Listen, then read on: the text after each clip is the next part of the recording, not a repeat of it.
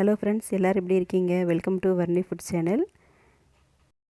இன்றைக்கி நம்ம இந்த வீடியோவில் உடலுக்கு ஆரோக்கியமான முருங்கைக்கீரை பருப்பு பொடி எப்படி செய்கிறதுன்னு பார்க்கலாம். இப்போ பாருங்கள், நான் முருங்கைக்கீரை பறிச்சிட்டு வச்சுருக்கேன். இப்போ இதை நான் என்ன பண்ண போகிறேன்னா, ஒரு கவரில் போட்டு ஃப்ரிட்ஜில் ஒரு 2 நாள் வச்சுருவேன். இப்போ 2 நாள் எடுத்து பார்த்தோன்னா, இந்த மாதிரி எடுத்து உதுத்து விட்டோம்னா இலையெல்லாம் தனித்தனியாக வந்துடும். நம்ம உட்காந்து கை பார்க்கணுன்னு அவசியம் இல்லை. இப்போது இந்த மாதிரி இருக்கிற இலையெல்லாம் நம்ம எடுத்துட்டு நல்லா வாஷ் பண்ணிவிட்டு நிழல்லையே காய வச்சு எடுக்கணும். பாருங்கள் எவ்வளோ நல்லா காஞ்சிருக்குன்னு. நான் இதை 4 நாள் நிழல்லையே காய வச்சு எடுத்திருக்கேங்க. இது முக்கியமாக வெயிலில் காய வைக்கக்கூடாது, ஏன்னா அதில் உள்ள சத்தெல்லாம் போயிடும். இந்த மாதிரி நல்லா காஞ்ச முருங்கை இலையை நம்ம மிக்ஸி ஜாரில் சேர்த்து பவுடர் பண்ணி எடுத்துக்கலாம். அடுத்ததாக நம்ம இந்த முருங்கைக்கீரை பருப்பு பொடிக்கு தேவையான இன்க்ரீடியன்ட்ஸ் என்னென்னு பார்க்கலாம். கடலைப்பருப்பு 3 ஸ்பூன், துவரம்பருப்பு 4 ஸ்பூன், உளுந்தம்பருப்பு 4 ஸ்பூன், பெருங்காயம் நான் கட்டி தாங்க எடுத்திருக்கேன், ஒரு 3 கட்டி எடுத்திருக்கேன், 10 பல் பூண்டு, ஒரு 15 வரமிளகாய் எடுத்திருக்கேன். எப்பயுமே பருப்பு பொடி அரைக்கிறப்ப கொஞ்சம் காரம் அதிகமாக இருந்தால் தான் நல்லாயிருக்கும், சாதத்தோட இட்லி தோசைக்கு தொட்டு சாப்பிட்றப்ப. இது எல்லாமே நம்ம ஒவ்வொன்றா தனித்தனியாக வறுத்து ஆற வச்சு எடுத்துக்கிறணும். இப்போது அதுக்கு முன்னாடி நம்ம காஞ்ச முருங்கை இலையை பவுடர் பண்ணி எடுத்துக்கலாம் மிக்ஸி ஜாரில் சேர்த்து. இப்போ பாருங்கள், நான் பவுடரை அரைச்சி எடுத்துட்டேன். இவ்வளோ தான் பவுடர் எனக்கு கிடச்சிது. இப்போது இதிலிருந்து நம்ம கொஞ்சமாக தான் சேர்க்க போகிறோம் பவுடரை. இப்போது இந்த பொருட்களை எல்லாம் வறுக்க ஆரம்பிச்சிடலாம்.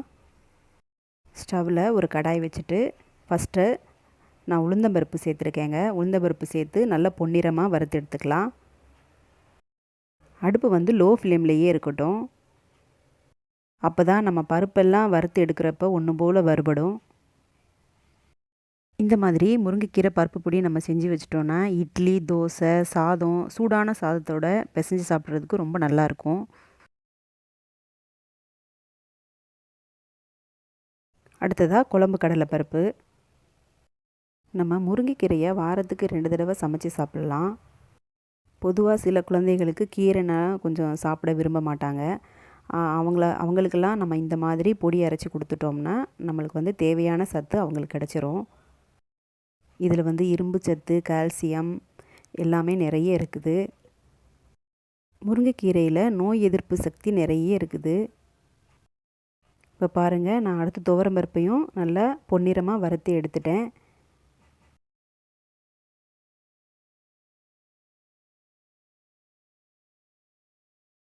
இப்போது பருப்பெல்லாம் நம்ம வறுத்து எடுத்ததுக்கப்புறமா நம்ம தேவையான அளவு மட்டும் முருங்கைக்கீரை பொடியை சேர்த்துக்கலாம். நான் ஒரு 4 ஸ்பூன் முருங்கைக்கீரை பொடி சேர்த்துருக்கேங்க. நிறைய சேர்த்தோனாலும் ஒரு மாதிரி கசக்கிற மாதிரி இருக்கும். இப்போது இந்த முருங்கைக்கீரை பொடியை நம்ம கடாயில் சேர்த்துட்டு சிம்மிலே வச்சு வறுத்துடலாம். கருக விடாமல் நல்லா சிம்மிலே வச்சுக்கணும். லைட்டாக அந்த பச்சை வாசனை போகிற வரைக்கும் மட்டும் வறுத்துக்கலாம்.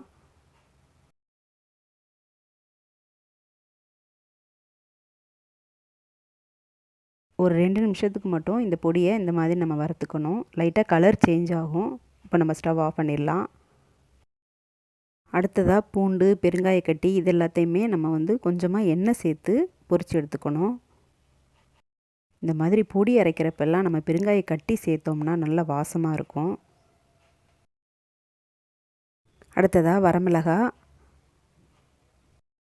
பூண்டு நான் வறுக்கிறப்ப தோலோடு சேர்த்து தான் வறுப்பேன். அடுத்ததாக ஒரு துண்டு புளி சேர்த்துக்கலாம். உங்களுக்கு புளி சேர்க்க விருப்பம் இல்லைன்னா ஸ்கிப் பண்ணிவிடுங்க. எல்லா பொருளுமே நம்ம வறுத்து எடுத்தாச்சு. இப்போ இது நான் நல்லா ஆறட்டும். ஆறின பிறகு நம்ம மிக்ஸி ஜாரில் சேர்த்து அரைச்சி எடுத்துக்கலாம். தேவையான அளவு உப்பு சேர்த்துக்கலாம். இந்த பருப்பு பொடிக்கு சேர்த்தது போக மீதம் இருக்கிற முருங்கை இலை பவுடரை நம்ம ஒரு ஏர்டைட்டான பாக்ஸில் சேர்த்து ஃப்ரிட்ஜில் வச்சுக்கலாம். நெக்ஸ்ட் டைம் பருப்பு பொடி அரைக்கிறப்ப எடுத்து யூஸ் பண்ணிக்கலாம். இப்போ நம்ம வறுத்த பொருட்கள் எல்லாமே நல்லா ஆறிடுச்சு. இப்போ மிக்ஸி ஜாரில் சேர்த்து நம்ம அரைச்சி எடுத்துக்கலாம். இப்போ பாருங்கள், நான் அரைச்சி எடுத்துட்டேன். இது ரொம்ப ரொம்ப ஹெல்த்தியானது. இதே மாதிரி நீங்கள் கண்டிப்பாக ட்ரை பண்ணி பாருங்கள். இந்த வீடியோ பிடிச்சிருந்தா வீடியோவுக்கு ஒரு லைக் கொடுத்துருங்க. மறக்காமல் வர்ணி ஃபுட் சேனலை சப்ஸ்கிரைப் பண்ணிவிட்டு பக்கத்தில் இருக்கிற பெல் ஐக்கானையும் ப்ரெஸ் பண்ணிக்கோங்க. அப்போ தான் அடுத்தடுத்து நான் போடுற வீடியோ நோட்டிஃபிகேஷன்ஸ் உங்களுக்கு வரும். மீண்டும் அடுத்த வீடியோவில் சந்திக்கலாம். நன்றி, வணக்கம்.